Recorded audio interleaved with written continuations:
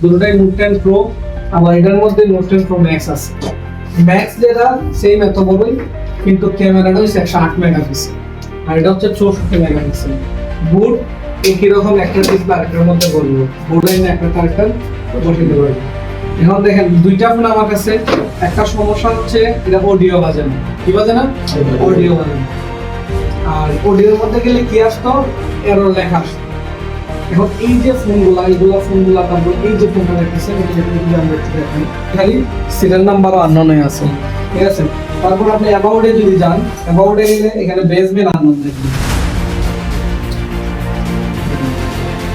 কিন্তু basement unknown. এখানে একটা বাসন দিকে আসেন, যদি এদিকে কি থাকবে, এখানে একটা নাম্বার থাকবে, তো এখানে বেসমেন্ট আননোন লেখা। বেসমেন্ট যদি আননোন থাকে তাহলে ওই ফোনের মধ্যে সিম কার্ড পাবেন।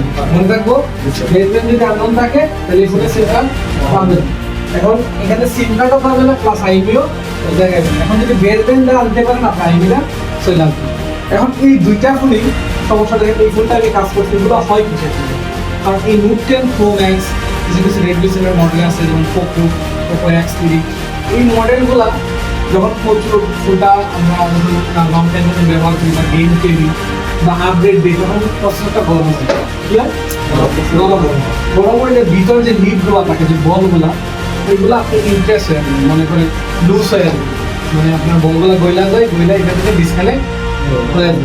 যার কারণে দেখা গেছে তখন বেসমেন্ট আননোন হয়ে যায়, অথবা ক্যামেরার যে সিগন্যাল, আমাদের যে প্রোটোকলের লাইন আছে, যে ODICর সাথে CPU যে কমিউনিকেশন হয়, কথাবার্তা হয়, ওই বাইনারি কোডের মাধ্যমে ওই ODICর মানে সিগন্যাল তখন পৌঁছাইতে পারে না, যার কারণে এই সময় অডিও এরর দেখায়। ওই সময় আপনার কাজ কি?